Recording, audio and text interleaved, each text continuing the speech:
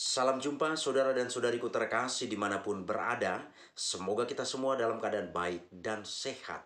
Dan semoga Tuhan yang Maha Baik selalu dan senantiasa menyertai kita. Saudara-saudari, sesi ini saya mau menyinggung atau membahas tentang hal-hal gila yang terjadi di bumi Indonesia. Kita perhatikan saudara-saudari dan kita lihat sendiri begitu banyak hal gila, hal aneh yang terjadi di republik ini.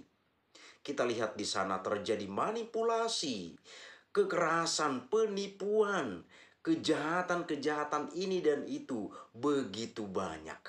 Banyak sekali hal yang terjadi di bumi Indonesia ini. Nah, pada sesi ini saya mau bicara tentang sebuah kegilaan atau suatu keanehan yang terjadi di republik ini. Saya beri judul di sini demikian. Di Indonesia, kalau mau jadi PNS atau pegawai negeri sipil atau mau cepat naik jabatan, maka harus ganti KTP. Saudara-saudariku terkasih, hal ini bukan sesuatu yang baru. Terjadi di masyarakat dengan cara atau dengan gaya tertutup. Tapi ini terjadi, ini nyata terjadi dalam masyarakat. Saudara-saudari terkasih, saya mengangkat hal ini terinspirasi dari cerita beberapa sahabat dekat saya. Mereka menuturkan pengalaman yang pernah mereka alami. Jadi dari sekian banyak sahabat saya, berbagai macam hal mereka ungkapkan, mereka ucapkan, atau mereka ceritakan mengenai pengalaman mereka ini. Bagaimana mereka mengalami sebuah situasi yang sangat sulit berhubungan dengan judul ini. Maka di republik ini tidak asing bagi kita kalau orang mau jadi pegawai negeri atau kalau mau cepat naik jabatan maka harus ganti KTP. Apa maksudnya ganti KTP ini? Yang dimaksudkan di sini adalah ganti agama. Jadi ganti KTP adalah ganti agama. Jadi beberapa sahabat saya, sahabat-sahabat dekat saya, mereka menuturkan pengalaman ini. Bahwa mereka diminta kalau mau jadi pegawai negeri, hari ini juga, detik ini juga bisa dibuat. Yang penting kamu ganti KTP. Demikian juga sahabat saya yang lain menuturkan juga demikian. Kalau kamu ingin naik jabatan, ingin dipromosi supaya cepat naik jabatan, maka kamu harus ganti KTP. Artinya harus ganti agama, pindah ke agama lain. Itulah yang dimaksudkan dengan ganti KTP. Saudara-saudari terkasih, ini sesuatu yang miris. Jadi hal-hal ini sering dan kerap kali terjadi walaupun tidak secara terang-terangan di muka umum, tapi ini terjadi. Jadi saya pada saat mendengarkan penuturan sahabat-sahabat saya ini, saya terdiam, kemudian sedikit merinding mendengar kisah-kisah mereka. Dan saya katakan kepada mereka, sahabat-sahabat saya ini, Anda hebat. Saya katakan demikian. Kenapa? Anda bertahan dengan iman Anda sendiri. Artinya memang iman akan Yesus Kristus itu sungguh sangat hidup dalam jiwamu, sungguh sangat hidup dalam dirimu, maka Anda tidak terkontaminasi dengan tawaran-tawaran itu. Saudara-saudariku terkasih, barangkali saudara-saudari yang tinggal di tempat lain mungkin belum pernah mendengar tentang hal ini. Tapi bagi mereka yang tinggal di daerah-daerah yang memang peluang ini sangat besar, mereka pasti akan pernah mendengar, bahkan pernah melihat, dan mungkin pernah mengalami kejadian ini. Dan untung sahabat-sahabat saya itu memang bertahan dengan imannya. Mereka tidak terprovokasi dengan hal-hal atau tawaran-tawaran yang datang dari luar. Saudara dan saudariku terkasih, kalau kamu mau menjadi pegawai negeri sipil atau mau cepat naik jabatan, kamu harus ganti KTP. Ini sekali lagi sesuatu yang sangat-sangat memilukan atau sesuatu yang miris bagi kita. Saya melihat di sini agama itu seolah-olah dilelang. Kok bisa orang melelang agama? Saudara-saudari, agama itu adalah sesuatu yang begitu luhur, yang dengannya mengantar orang bertemu dengan Tuhan. Kok masa agama itu dilelang-lelang? Emangnya itu pakaian bekas yang ada di pasar yang dilelang oleh para pedagang. Ini agama yang mengajarkan orang untuk beriman, menjalin relasinya dengan Sang Pencipta. Tapi agama di sini dilelang. Ini sesuatu yang aneh, sesuatu yang miris. Jadi saya melihat di sini orang melelang agamanya, melelang agama yang dia imani atau dia yakini. Kemudian saudara-saudari, hal berikut yang saya lihat adalah kalau orang sudah melelang agama, agama itu tidak ada bedanya lagi dengan multi level. Agama tidak ada bedanya lagi dengan multi level. Kalau kita perhatikan multi level yang ada di Indonesia, setiap multi level pasti akan memberikan tawaran-tawaran yang terbaik. Kalau Anda masuk bergabung di perusahaan kami, maka Anda akan mendapat bonus ini, bonus itu. Anda akan mendapat kesempatan untuk jalan-jalan ke luar negeri dan lain sebagainya. Seolah-olah agama diperlakukan demikian. Karena apa? Di dalam penuturan itu, saudara-saudara saya itu atau sahabat-sahabat saya menceritakan secara mendetail apa yang mereka alami. Jadi agama diperlakukan seolah-olah seperti multi level. Multi level seperti itu saudara-saudari akan menawarkan hal-hal yang baik, akan mengatakan produk mereka adalah produk unggulan. Kalau dibandingkan dengan perusahaan yang lain, itu tidak ada apa-apanya. Memang inilah yang terjadi dalam dunia multi level. Ini tidak dapat dipungkiri saudara-saudari.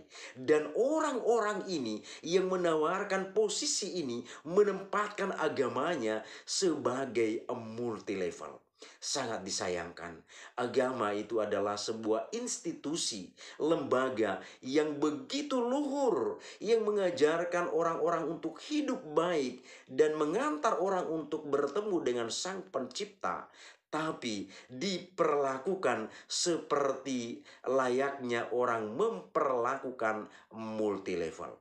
Saudara-saudariku terkasih, kita lihat multi level sekali lagi. Apakah pernah sebuah multi level dia mengatakan produk kami itu nomor 2 dari perusahaan mereka itu? Pernahkah ada demikian? Sama seperti bahasa iklan yang ada di media-media sosial. Pernahkah di sana dikatakan produk kami nomor 2 atau nomor 3, produk mereka itu lebih unggul? Pernahkah ada demikian?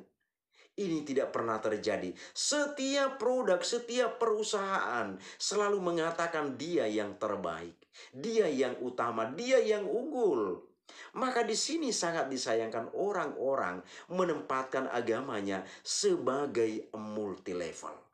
Sangat disayangkan saudara-saudariku terkasih.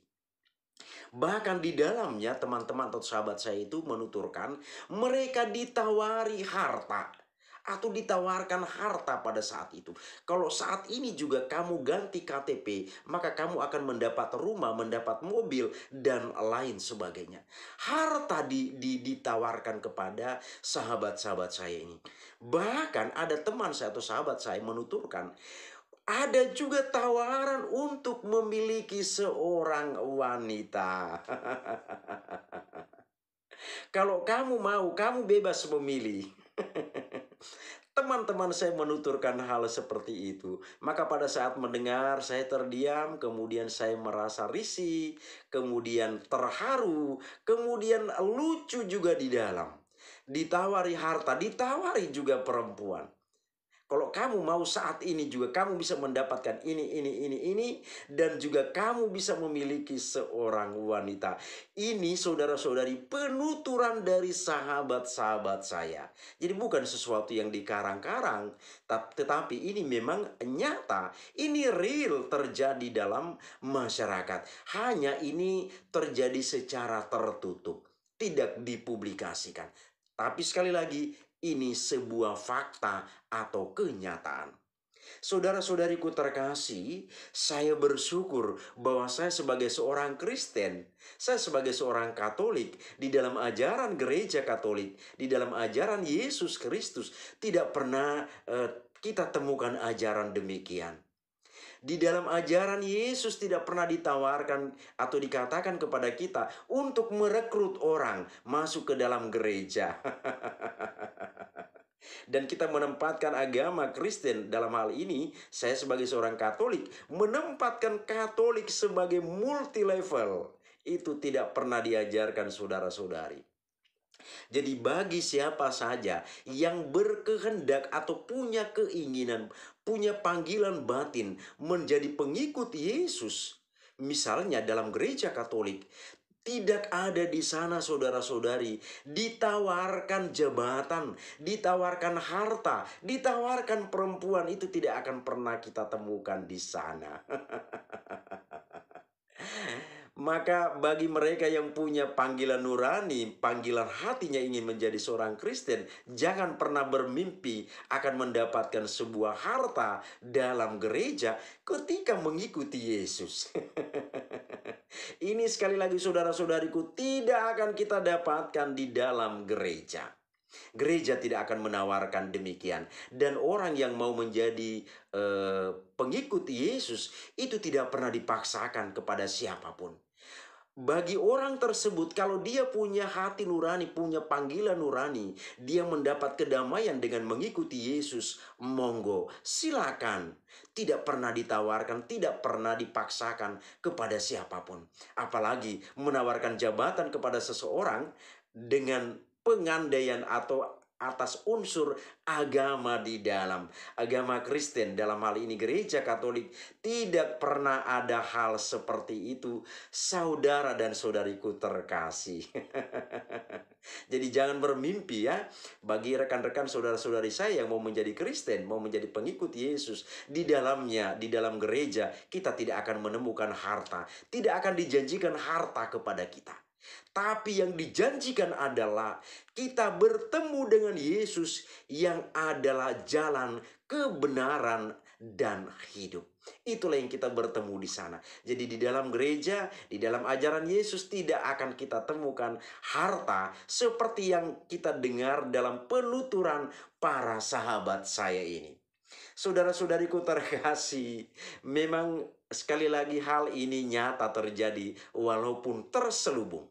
Maka saya berpesan kepada saudara dan saudariku, umat beriman Kristiani, baik dalam gereja Protestan maupun dalam gereja Katolik. Jangan pernah kita tergiur dengan sebuah jabatan. Jangan pernah kita tergiur karena harta atau tawaran-tawaran yang begitu menakjubkan kita.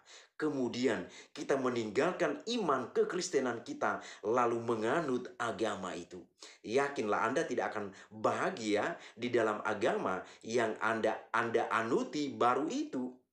Karena Anda masuk ke sana bukan panggilan nurani Anda, tapi karena terprovokasi, terkontaminasi dengan sebuah situasi atau sebuah kesempatan. Bahkan karena harta, jabatan, dan lain sebagainya. Maka saudara-saudariku terkasih, mari kita setia dengan iman kita. Iman akan Yesus Kristus, Sang Juru Selamat dunia. Demikianlah saudara-saudariku terkasih sedikit kajian tentang poin penting ini. Semoga bermanfaat bagi kita. Terima kasih, Tuhan memberkati.